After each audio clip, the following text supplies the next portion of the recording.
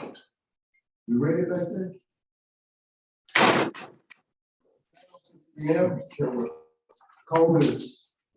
It's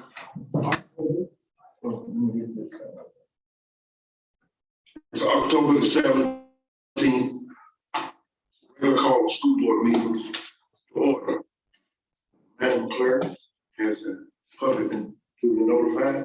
Okay. And I do confirm the quorum. Chair, we ask for a motion going into executive session. Mr. Chair, Yes, ma'am. I make a motion, we enter executive session for personnel matters. Let's hear a second. Motion made by Ms. Harrison, second by Pastor Jackson to go into executive session for personnel matters. All in favor, show by the raising of the right hand. And that would be 7-0. We will be in executive session shortly. I'll give you a time, but it's going to be short, real short. Thank you.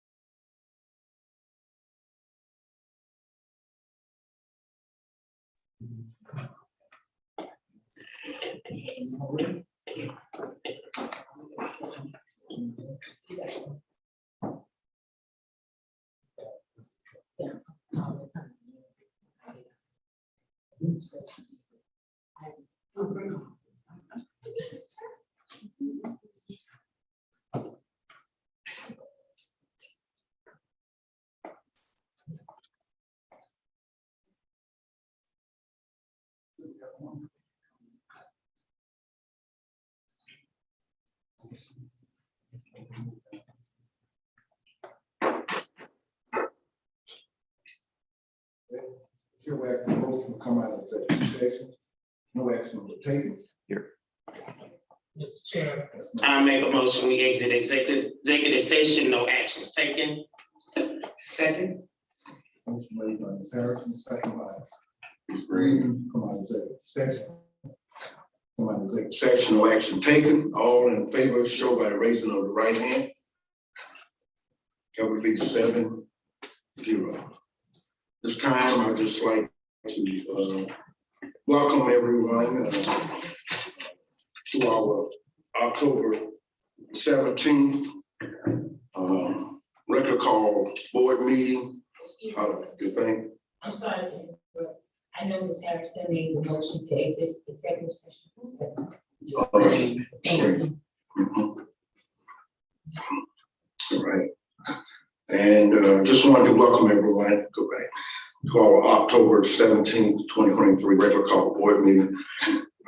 Thank you for supporting our schools, our clergies, our community leaders, parents, grandparents, teachers.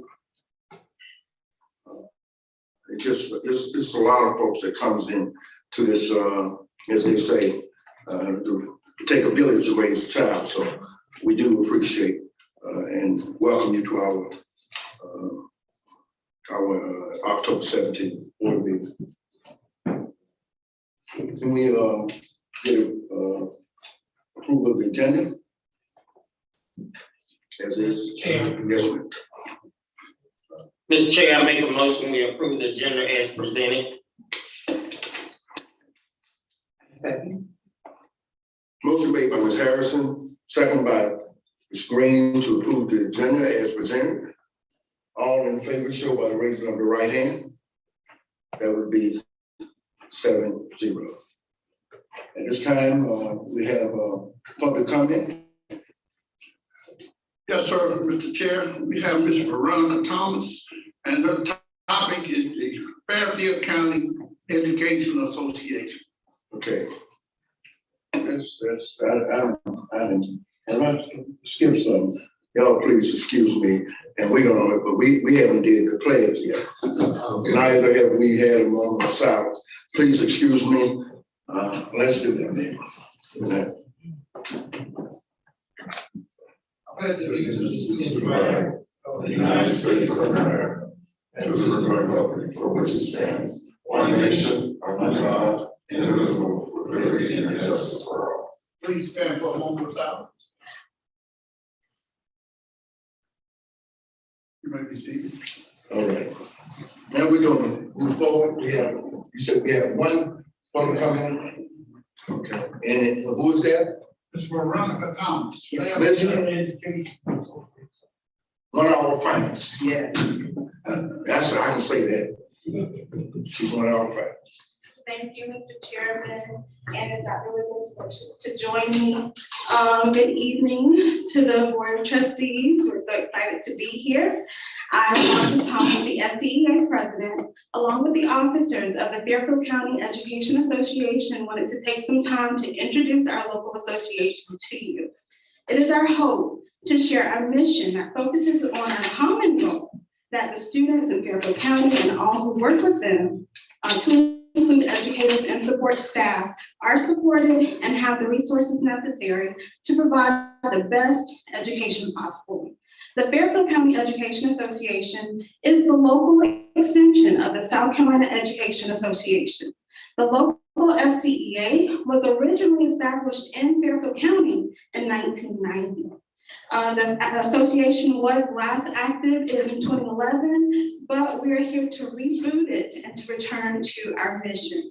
Our mission is to serve as a local voice for education, to educate the cause of education for all individuals, to promote professional excellence among educators, to gain recognition of the basic importance of the teacher in the learning process, to protect the rights of educators and advance their interest and welfare, to secure professional autonomy, to unite educators for effective citizenship, to promote and to protect human and civil rights, and to obtain for our members the benefits of an independent, united education profession.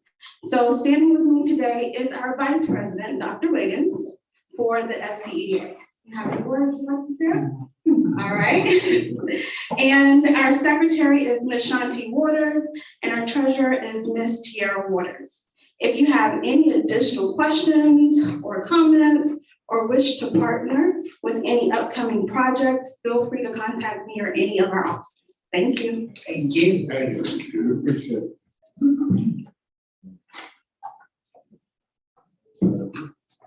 Next will be on our presentation of recognition. That will be Dr. Abel.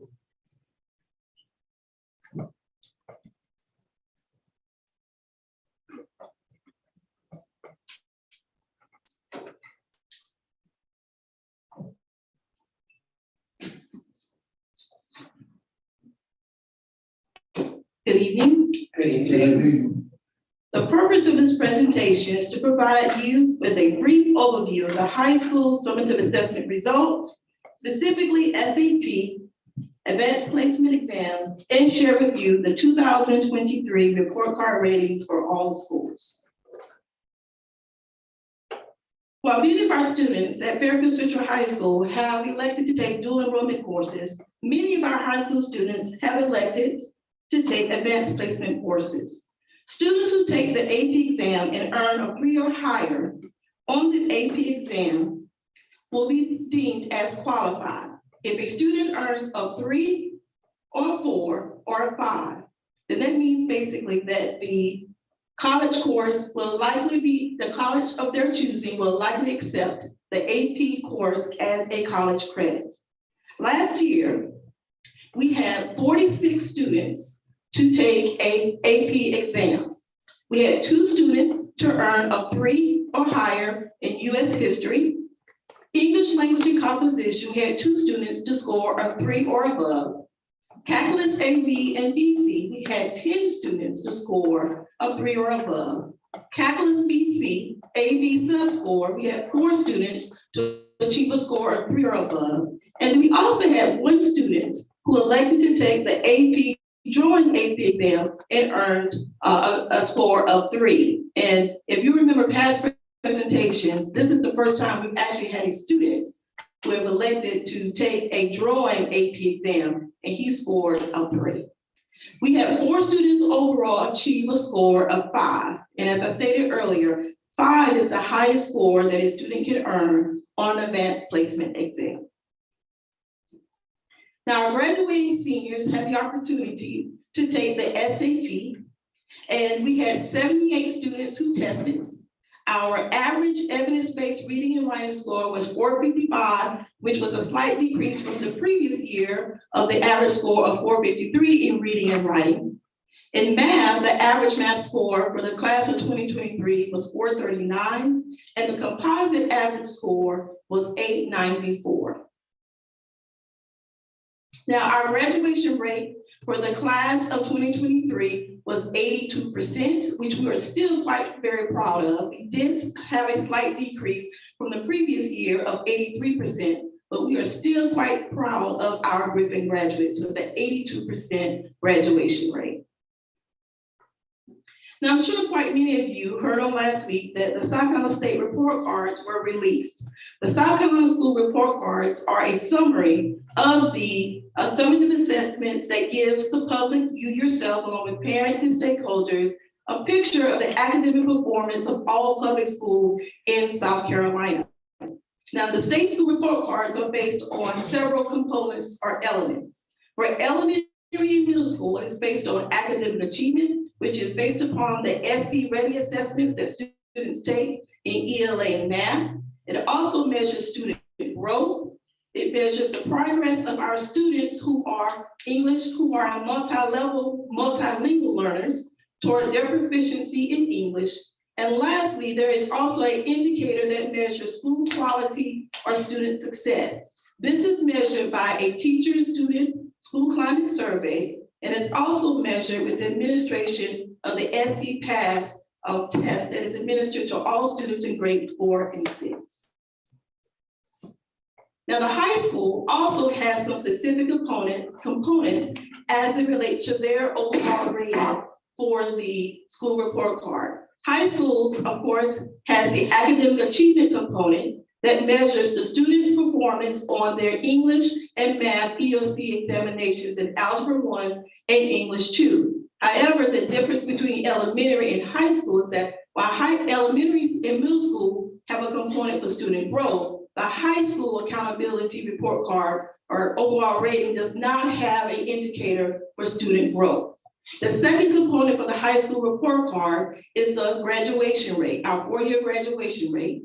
The third component is, of course, the proficiency of our MLL students, our multilingual learners, toward their goal to become English proficient. And then lastly, the high school has one indicator for school quality or student success. And this is measured by the rate of proficiency on the inter-course exams for science and social studies, the rates of college and career readiness, teacher and student perceptions of school climate, the proportion of first-year students on track for graduation, and the 5-year student success rate are used to measure school quality or student success. I want to bring your attention to the last two indicators that I mentioned: proportion of first-year students on track for graduation and 5-year student success rate. These two indicators, while they were reported this year, they were not rated this year, which means it did not count toward the high school's overall rating. But next year, of course, those two specific indicators will count toward the high school's overall school rating. Now, the report card is based on a 100-point scale. As you can see from this table, the elementary, middle, and high school will have specific point ranges that will determine if a school achieves an overall rating of either excellent, good, average, below average, or unsatisfactory. The excellent rating starts with a point value for elementary at 61. The middle school starts at 56. And of course, the high school starts at 67. And each school, based upon how well they do, based on those indicators for both elementary, middle, and high school, will determine what their overall rating is. And of course, the total number of points available for each school, of course, is 100. Now, this is my favorite slide, and I'm so glad to share this with everyone today. We had Fairfield Elementary School receive a good rating, Fairfield Magnet School for Math and Science, an excellent rating, Giger Elementary School received an excellent rating, Keller Miller Elementary received an average rating, the McCoy Liston School of Technology received a good rating, Fairfield Middle School received a good rating, and Fairfield Central High School received an overall rating of average. If you notice, we did not have one school that was below average or a school that was unsatisfactory. And that, for us, is a huge achievement. And I will tell you that when I saw the ratings for all the schools, I was most excited, but with some specific schools that I was overjoyed. Because a lot of the principals and the teachers have worked very diligently to grow our Griffin graduates and to help ensure that they, in fact, are reaching proficiency. But this concludes my presentation. Are there any questions? Mr. Chair, Dr. Avery, can you really elaborate on how they determine the ratings? Because I saw, and I know Dr. Green probably saw, that they shared that a lot of schools had these that were top in the state, excellent, and some of the schools I know don't have any special need kids. Mm-hmm. And I know that plays a role on the grading and stuff. Mm-hmm. Can you kind of just explain that? Sure. For example, we as a district, as a subgroup, we don't have a lot of MLL students as a collective district. So as a district, in order to have a specific subgroup, you have to have at least 20 students in a subgroup. So let's say, for example, if we had 19, and let's say, for example, the point value for ML when it comes to the ML category for the school report card, let's say is 10 points. Because we don't have any students as a district in the MLL subgroup, then those 10 points will be redistributed to another category. So we won't be penalized for not having students that are not considered MLL or multilingual. Now, if you could shed a little bit more light on some of the things that Ms. Harrison asked about. First of all, let me just congratulate all of our students and teachers, our parents, all of our community members, to include grandmamas and granddaddies and uncles and aunts and deacons and pastors and everyone who is a part of our village for working to help move our young people forward. And you know, I have said a lot about accountability over the years. I was on the Cynthia Pryor-Hardy show this past Sunday, and I mentioned that my involvement in the system goes back to 1998 when they passed the Education Accountability Act. And it's gone through several iterations since 1998. And I am a bit skeptical of some of the motivations behind the accountability movement. But nevertheless, it is the movement with which we are judged. I don't spend a whole lot of time talking about report card, okay? Quite honestly, and I look at how we serve kids. Are we growing the young people under our charge? But there are some components of the report card that cause me to have some issue with how the ratings are developed. And it's important for me to say, which I said on the Cynthia Pryor-Hardy show, that it has nothing to do with whether we did good or bad. Because as you can see, particularly relative to a lot of districts that are close to us and even across the state, I mean, most people would love to have this profile right here. I mean, Fairfield County Schools did well. But for example, I testified before a House Education Committee on competitive balance, and a gentleman was there for a local charter school, and he talked about having a 99% graduation rate. And I heard that the year before they had 100% graduation rate. And I shared with the committee that sounds good. But for a traditional school like Fairfield County, we could never have a 99% graduation. It is mathematically impossible for us to have a 99% graduation rate. The only way you're going to have a 99% graduation rate is obviously you are serving all kids in your community, or you do not have self-contained students in your community. I give this example. If you had a class of 100 students, you had 10 self-contained students in the class. So when I say self-contained, I'm talking about PMD, TMD, severely autistic, Down syndrome, students who aren't working to earn a standard high school diploma. If you had 10 students in your class of 100, if you were perfect, your graduation rate could never be more than 90%. That's right.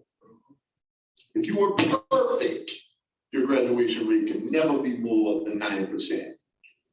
But there are other things that are included in that as well. And so let's say a young person commits a felony and goes to prison, and as a result doesn't graduate from high school, he counts against you as well. Let's say a young lady gets pregnant and has to graduate a year later, she counts against you as well. So, you know, when people talk about does the system view everyone equally, obviously it does not. Because unless you are serving a population that includes all people, all students, then the data is skewed. Okay? And it's important when people talk about, I'm going to talk about some other things, but when people talk about graduation rate data, for example, some of the things that I just described have nothing to do with the effectiveness of an institution. So when people say how effective is the school, well, it has nothing to do with the institution, how many self-contained students that you have. Okay, as a school, you serve everyone who comes to your doors. That's right. Okay, doesn't matter. Okay, if you're a traditional school, everybody who comes, school doesn't have anything to do with that. Quite honestly, if somebody in the community commits a felony, then you want to do all you can to prevent students from committing crime, but that's not within your control. Okay, but you have to accept responsibility for that. As much as we try and promote abstinence and safe sex, and somebody goes out and get pregnant, that's really not the school's responsibility. But that's why it's important for the community to recognize that we all have a role in ensuring that our young people can be successful. So it's not simply up to the people who work within the walls of a school. Now, you know, Ms. Green, who has worked in special ed for 40 plus years, knows very well what I'm talking about when I say that schools are here to serve the needs of all kids. Rather you can earn a high school diploma, rather you can pass NC ready, rather you can be college and career ready, it doesn't matter. We have a role to serve. We have a place in their lives. And what has bothered me by our system has been over years is that we've created a system where we start to view those children with those challenges as a drag on the school's data. And now the schools that have the most exceptional needs students are often reflected the most negatively. Now the schools that have the most poverty are often reflected the most negatively. Now schools that have the most social instability are reflected the most negatively. And that's not a Fairfield issue. As I said again, Fairfield is fine. My evaluation of the system is based on the things that I have observed over many, many years. And so as a result, you know, there's several things about the accountability system I think needs some revision. I'll tell you that things have been improved. I've had lots of conversation with Education Oversight Committee members. I've had conversations with State Department of Education. Quite honestly, they probably tired of talking to me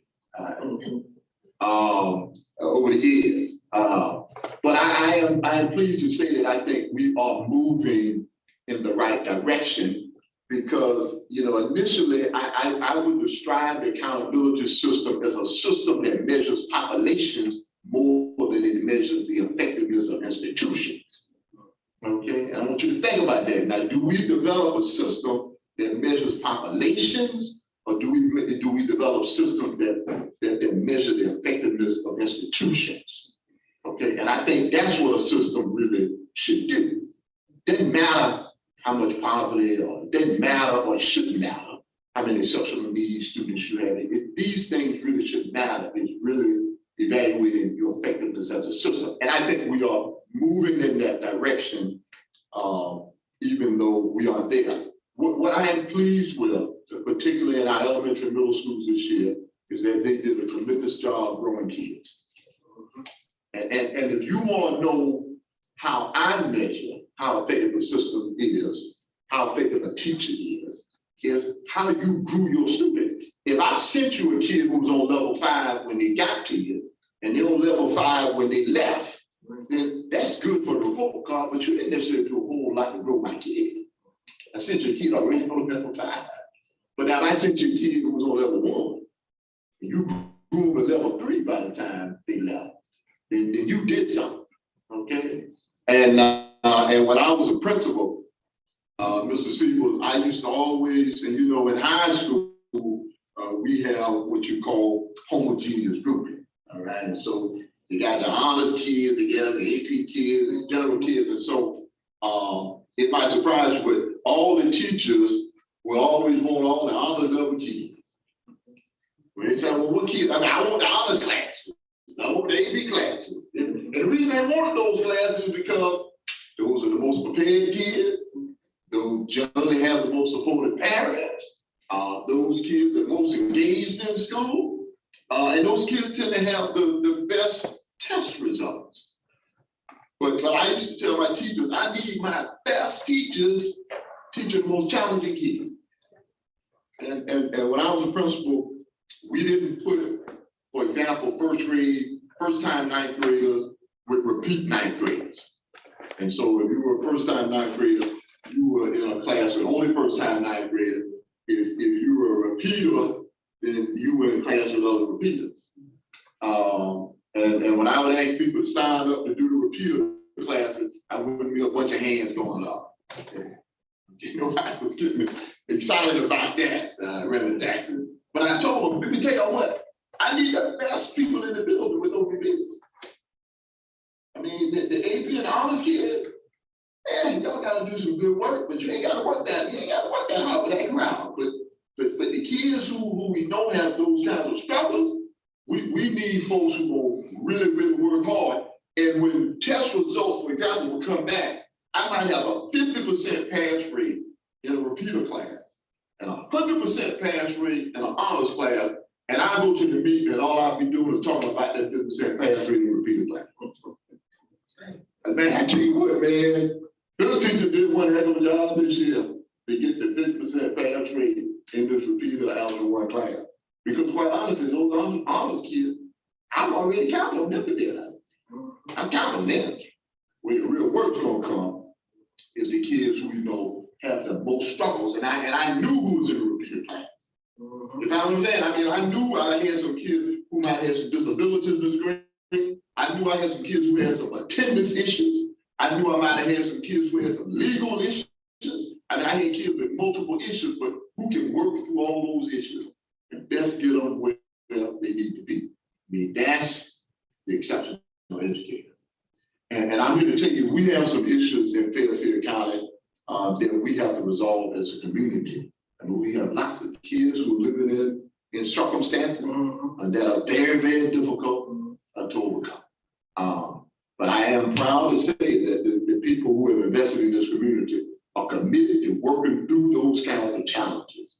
They are committed to growing our young people each and every day. And I don't even want them to focus on report cards. I mean, I say it all the time. Focus on serving kids. You focus on serving kids, the report cards will take care of itself. And wherever it falls, we'll do where it falls. But we aren't here to work to a report card. That's not our mission. Our mission is to serve kids. I will tell you this one story here before I go. And I may have told you this before, but my lowest point as an educator was a time that my graduation rate had slipped when I was a principal.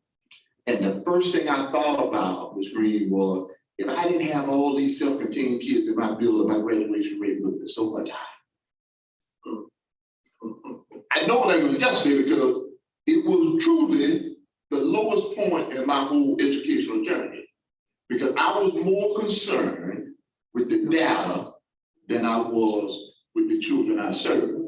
And I had to reflect back and say, you know, maybe that kid who's a severely autistic kid isn't working to get a standard high school diploma. But what I do for him is just as important as the kid who's going to class. Okay? And I always want the people in this district to recognize that every kid we serve has value. And it doesn't matter how accountability sees a kid. It doesn't matter how the state sees a kid. You serve kids. And accountability to take care of itself. So I probably gave you more than you asked for, Ms. Harrison. That's why you don't ask me for that. You know, I'm always but no, seriously, you know, it's not necessarily even playing field. I mean, we have different challenges in different communities. But what I often do when I evaluate how our students perform, in addition to just looking at how we perform relative to the state, is what do you do with people who have similar populations of students? Okay, so I mean, how do we look relative to how schools that have similar challenges are able to grow their students? And you know, I'll tell you, the teachers in this district, the staff, the kids, the parents, they are doing a tremendous job of serving the young people that are under our charge. And I say kudos to them. And it's not necessarily because of the report card. I was celebrating before the report cards even came out. Okay, because I already knew what they had done last year. Report cards was just evidence of it, if you will. But you know, some of the people, Ms. Harrison, who are celebrate 99% graduation rates and some of these things. I wish it well, but I just think people need to have context to what those numbers represent. And so when somebody comes to me and says, hey, your graduation rate should be 100%. When I looked at the high school data, for example, graduation rate, I mean, we probably had, I had this even number off the top of my head, I mean, we probably had 10 or 15 kids who never even made it to the high school. They counted against the high school. Okay. And these are young people who I got in trouble with the law, ended up dropping out of school. I mean, whatever their scenarios were. But these are not school issues. These are issues that we have to continue to try and address in our community. And so that's why I constantly remind people that it truly takes a village, as Mr. Miller said, if we're going to lift up all of our young people. One of the conversations during the 75 Holiday Show, some of the people called in and they were talking about some schools that didn't get a good report card, and this is going all over social media and what the schools need to do. And I said very explicitly, it's not simply up to schools now, okay?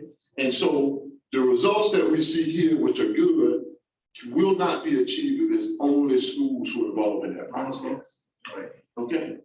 Schools can't do it alone, Mr. State. And so it'll take the efforts of school personnel.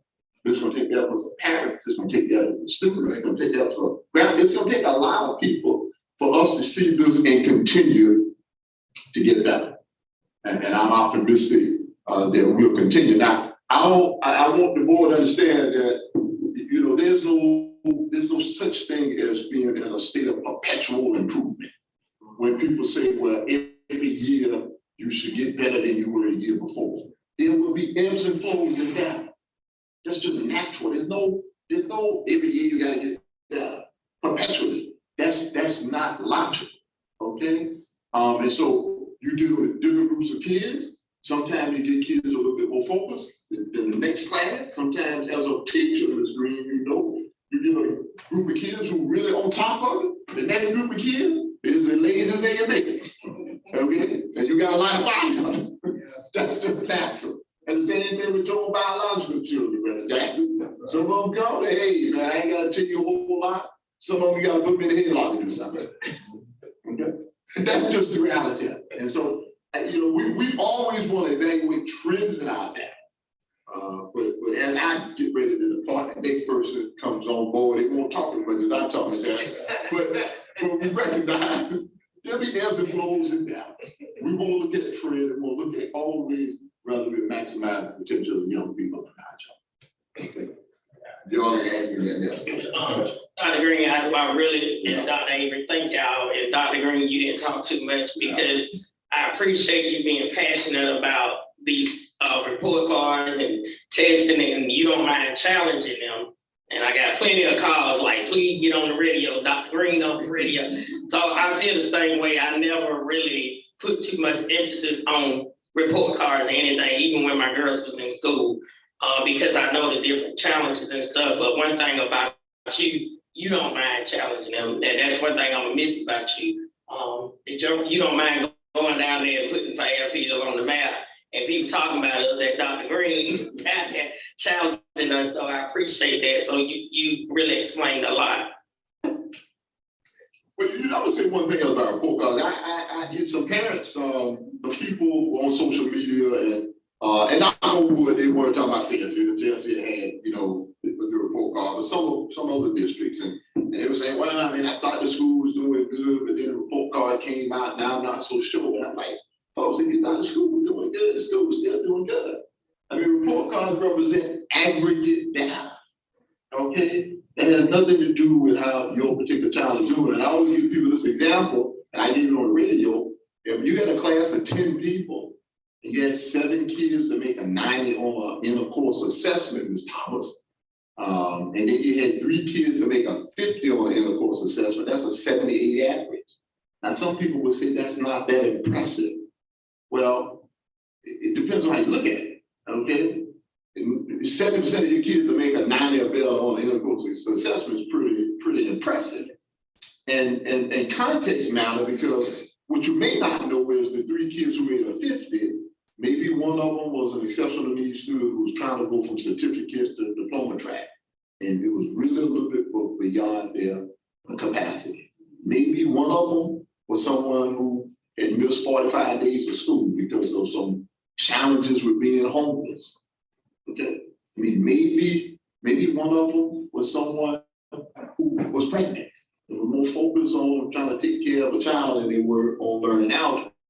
So that provides a little bit more context to the 788 average. And so for parents who might just look at that aggregate down and say, I conclude because it was impressive that my child isn't in a good setting, I would just ask you to really rethink that. And I'm saying that not necessarily for Fairfield, but any parent who thinks about the report card and what it should mean for you. Because that example I gave, Ms. Green, if my child made a 90 on the inner course assessment, I'm happy regardless of what the class average was. Okay, because you're looking at how the system has served your child. And so sometimes we get way too excited about what some of these report cards mean, and we draw conclusions that we probably should not draw from them. And so I think we always want to look at it, evaluate it, but don't necessarily make it the end all be all.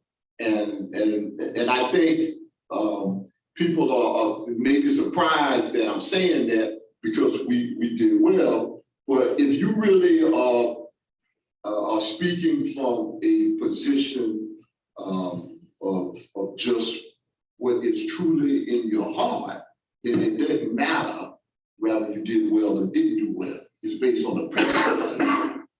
And so my position, rather that's gonna be the same, rather this is the report card, but we got a different set of numbers there. It's based on the principle. And so, so some of the people I think, and not in Fairfield, I mean, the Fairfield community has been fine because we did well, but as you talk to people and you hear things about the report card, I always encourage them, don't necessarily put too much emphasis on that, okay? Because you got to dig down in the data to see exactly what those numbers really represent. Thank you, Dr. Avery. Thank you, Dr.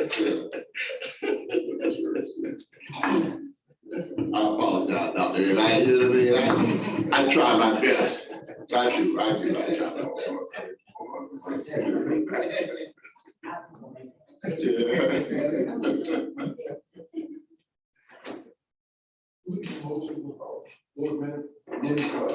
September 19th. Mr. Chair, I make a motion, we accept the superintendent recommendation to approve the minutes from the September 19th regular call board meeting. Second such motion. Motion made by Harris, second by Dr. Harris. Accept September, basically approve the board minute for September 19th, 2023. Regular call board meeting, all in favor, show by the raising of right hand. That would be 7. Now, we have the superintendent report. And I've talked so much, I'm excused. But a couple of things I need to say. I'm gonna do it quick. All right. National Principal Appreciation Month is this month. So if you see a principal out and about, give him a shout out. National Appreciation Month. Unity Day will be tomorrow. Wear orange. It is the signature event of the National Bullying Prevention Month. National School Bus Safety Week is this week. A lot of things going on this week. And for our young people, this is probably the most exciting announcement. Is first grading report card period ends. Report cards will be issued Thursday, October the 19th with parent comments. Okay, and so when I see young people in the halls and I say how the report cards look, they say, I don't know, Dr. Green. That's a bad sign. All right. You've been in school all 9 weeks. There ain't gonna be no shock what the report card looks like. All right. And so some people go run to school excited for Thursday. Some people gonna be moving a little slow. But we always have second 9 weeks. Red Women Week will be next week. And this is something, folks, that didn't work out the way I had planned, and so we might have to revisit it. But Awards Day is virtually the 20th in almost every school in the district. Y'all seen that, all right? And honestly, when we were talking about doing it at the school level and giving board members an opportunity and staff an opportunity to go to Awards Day, I wasn't thinking everyone's gonna do Awards Day same day, okay? And so honestly, everyone's not gonna be able to make all the awards because the magnet school is at 8:30 on the 20th. McCoy Listen at 8:30 on the 20th. Fairfield Elementary School is at 9 o'clock on the 20th. Fairfield Central High School is at 9 o'clock on the 20th. Gibbons at 9 o'clock on the 20th. Keller Miller is at 12 o'clock on the 20th, and GOA is at 9 o'clock on the 20th. That's gonna be kind of impossible these days to make all of them meet, all these award days at the same time. And so, yeah, so I think we have to pick and choose where we're going to go. Even I'm gonna have to kind of pick and choose where I can go as well. And so we probably, and I understand when I was talking to Dr. Avery, I said, how did everybody do awards day on the same day? And we concluded, well, report cards went out 19. Everybody said we will do our awards day the day after the report cards go out. And so everybody decided to do it on point. But so we'll have a conversation that didn't necessarily work out that we had planned, but we'll revisit how we can handle that. Let me congratulate the Fairfield Central High School Orchestra students who were selected to participate in the Midlands Region 3 Orchestra. Congratulations to all students who auditioned. Cadence Coleman, Raven Davis, and Noah Squirewell. Cadence plays the violin, Raven the violin, and Noah Squirewell the cello. All right, and so those students will be competing in the Region 3 Orchestra. Give a round of applause. And one final shout out to the orchestra, and a great job as wives is doing. Newberry College Department of Music presents East to West Adventures. That'll be Monday, October 23rd at 7:30 at the Wiles Chapel at Newberry College. And it'll be featuring the Newberry Chamber Orchestra with a special guest performance from none other than Fairfield Central High School Small String Ensemble. And so they'll be there as well. And so, Pastor Jackson, I'm going to assume that your grandson might have something to do with the Fairfield Central High School Christmas there, since he is a part of the Newberry Orchestra. So they probably saw a wonderful job that he was doing and said, we need to get some more of them to come down here and exhibit the great work on Fairfield. You guys and everything. So we're excited. And I keep reminding people, Ms. Wise came here as a brand new teacher from Winthrop University, starting a brand new program. Okay, and so she has done a phenomenal job building this program over the years. I mean, excellent job. That's why. My final announcement. U.S. Department of Education has awarded the Voorhees Center of Excellence for Educator Preparation and Innovation a $26.7 million grant to improve student achievement through teacher effectiveness. $26.7 million over 3 years. This will serve Fairfield County School District and the Georgetown County School District as well. So 2 districts will be participating in this grant opportunity. I'd like to thank Mr. Davis, who connected me with a friend of mine who I've known for years, Mr. Mary Hightower Mitchell now. Mr. Mary Hightower Mitchell, who was looking for a partner to write into the grant. And Mr. Davis put in contact with me, and I said, look no further. All right? Look no further. You want somebody to partner with, you know who you need to be with. Fairfield County School District. And so she has written Fairfield County, Georgetown. This will be written to help attract, retain, and reward educator effectiveness, continue professional growth. It will likely have a component that includes performance-based compensation, performance growth tracks, We'll meet on the 30th with our teachers of the year, several principals, district office staff, with the Georgetown team, because we have to develop a consistent plan that'll be implemented through both districts. And so we can't necessarily say what will be included in the plan yet, because we have to come to consensus on what's in the plan. The 30th of this month. No, October. Okay, October. Yeah. So we'll be meeting October the 30th to develop the plan. And obviously it'll need to meet the components of the grant proposal. But folks, this is big. And this is going to likely result in some pretty significant additional compensation for people throughout this district. When I say additional, I'm talking about, could be as much as $10, $15 an hour. I mean, it could be significant. And so, I can't say exactly what it will look like. I mean, we've heard some of the parameters. But when you think about $26.7 million over 3 years, that's pretty significant. And so we're going to be thinking outside the box. I'm sure my buddy Keith Price, who's superintendent in Georgetown, is going to be thinking outside the box as well. And we're going to meet down at Francis Marion University. We're going to spend a whole day down there, and we're going to put this plan together. And then we're going to be ready to come back. But we can use it for recruitment if we wanted to do kind of additional sign-on bonuses, if we wanted to do potentially some additional retention bonuses, and we wanted to pay to have teachers go back and earn advanced degrees, and we wanted to send instructional assistants to go from an associate's degree to a bachelor's degree. If we wanted to pay to have people earn national board certification, I think we can put some components in there around social emotional learning, teacher leadership. I mean, they told us to really start thinking and can be very creative about what this plan looks like, and we are going to be very creative. So this is going to be very exciting. This is going to be big for Fairfield.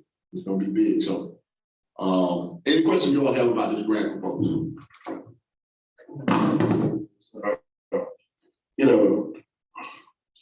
I wouldn't think that Dr. Green would be leaving in June, the way you push it. I mean, you study pushing to put our district just higher, he's study pushing.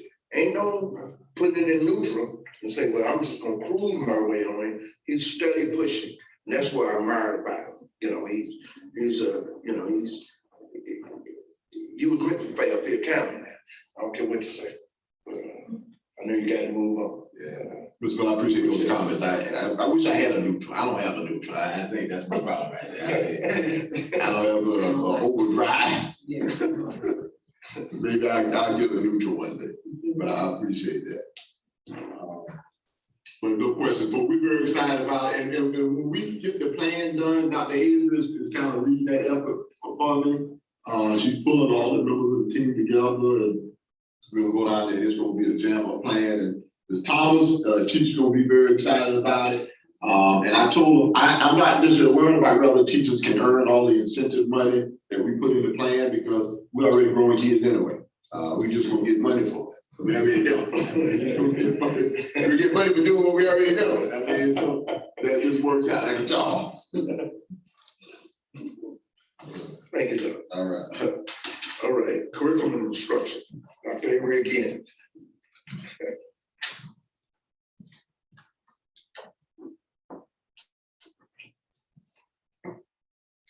For your approval, item 1 under curriculum and instruction are overnight field trip requests from Fairfield Elementary, Fairfield Magnet, Giger Elementary, Fairfield Middle, McCoy Liston, Keller Miller, and Fairfield Career and Technology Center.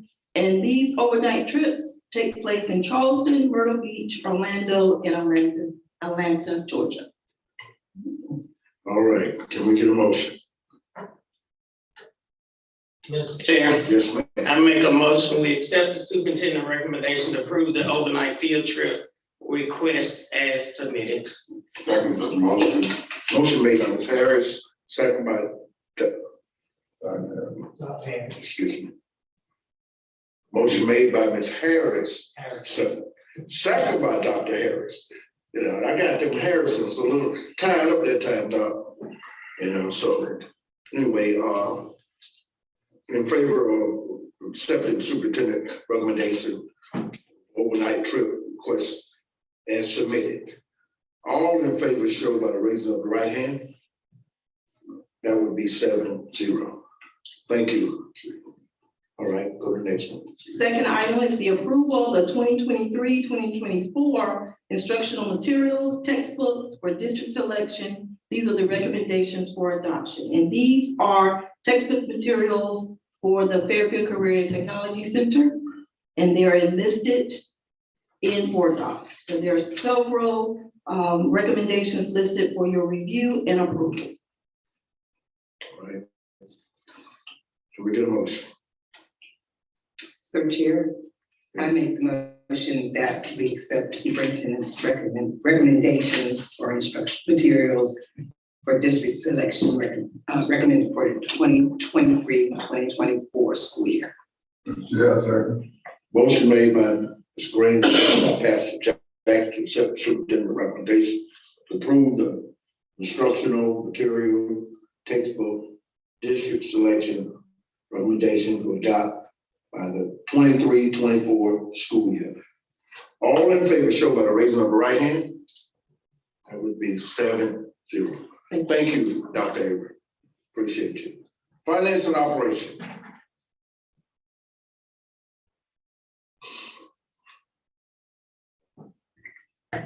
Good evening. The only item we have under finance and operations this evening is the finance report for the month of September. And everything looks pretty good so far for this time of the year, so early on in the year as far as tax collections are concerned, but the expenditures and everything looks normal. Any questions about?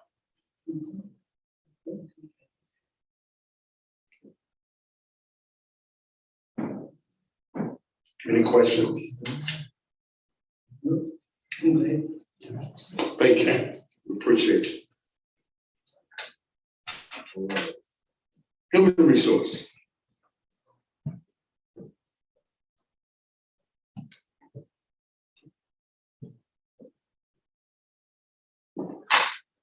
Good evening, Mr. Chairman and members of the board. Good evening. Under HR this evening, we have the following items for your approval. Item 1, certified resignations and terminations. The superintendent recommends the board approve the certified resignations and terminations in Exhibit 1. Right. Can we get a motion? Mr. Chair, Yes, I ma'am. make a motion, we accept the superintendent recommendation to approve certified educator resignation termination in Exhibit 1. Motion made by Ms. Harrison, second by Mr. Davis to accept the superintendent recommendation to approve the certified educator resignation termination, Exhibit 1. All in favor show by the raising of the right hand.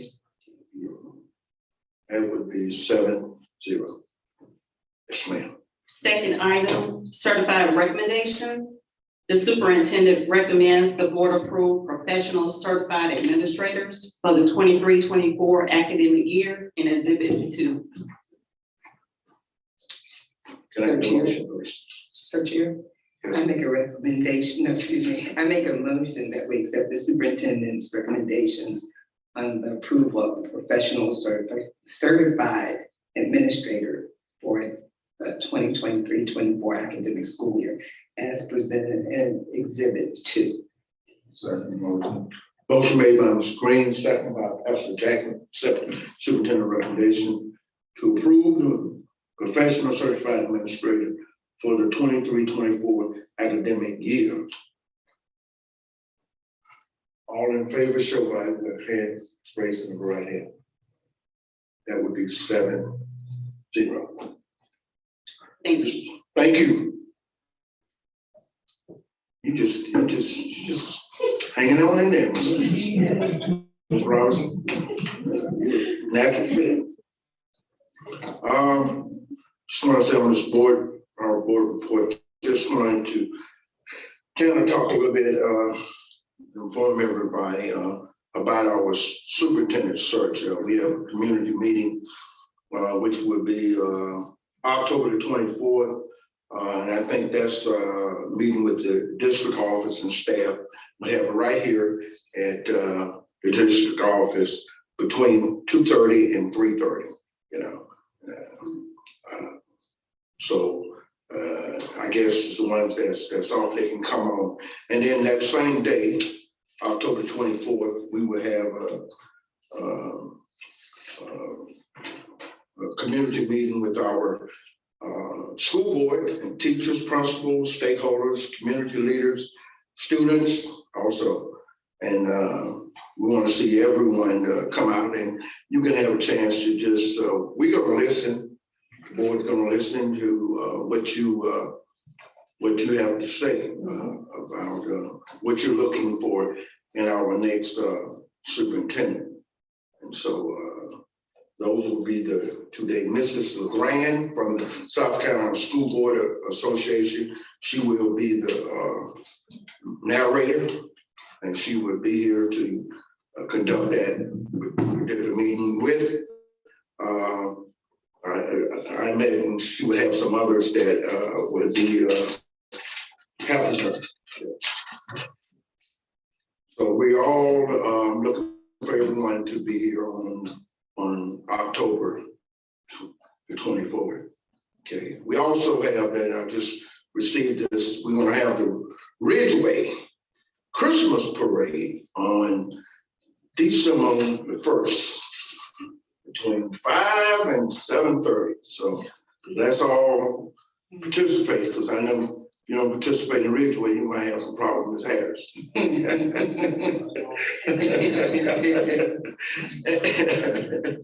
December the 3rd. It's on here to say it first, maybe my eyes. Okay, all right.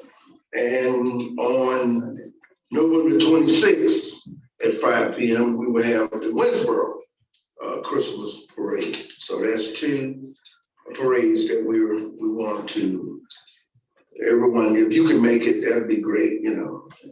And I think they got the trick or treat, trunk or treat, something like that, that we're asking all. I know Giger had sent us something in different schools, so we want to make sure we're out and support them.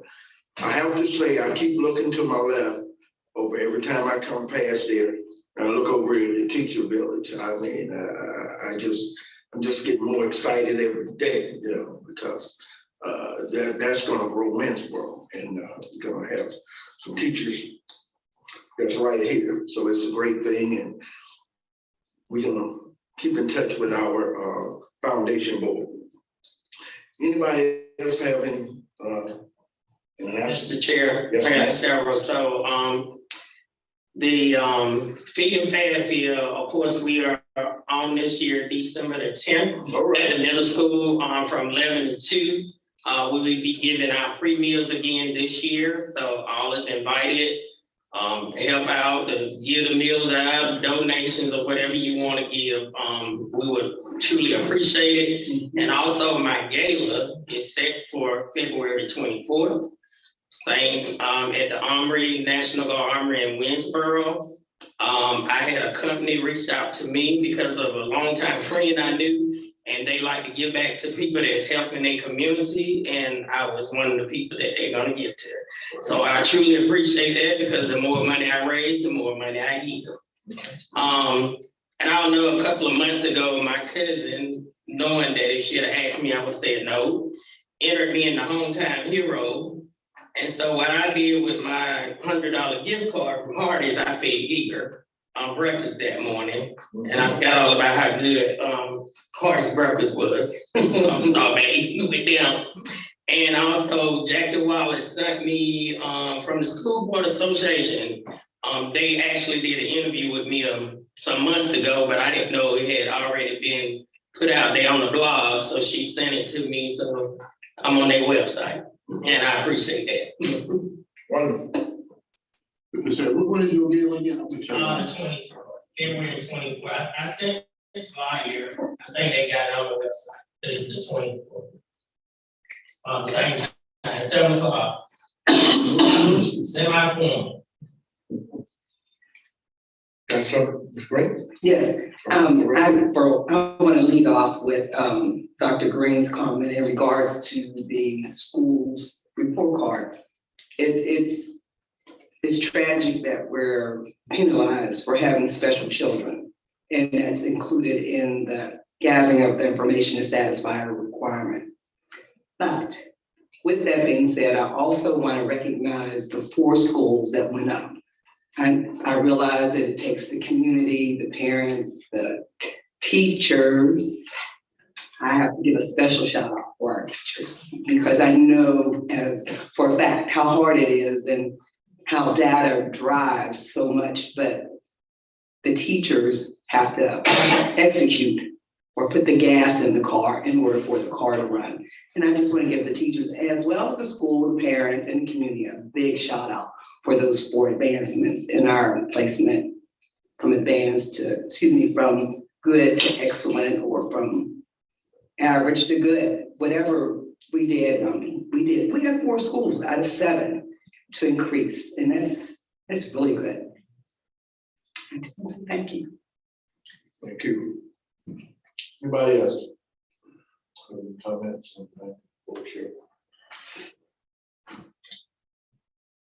Being that said, can we get a motion? I make a motion, we adjourn. Second such motion. Motion made by Ms. Harris, second by Dr. Harris. All in favor?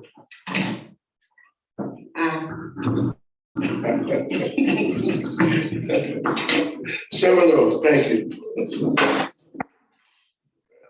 She said aye. Who will apologize, man? That's my fault. You don't blame me.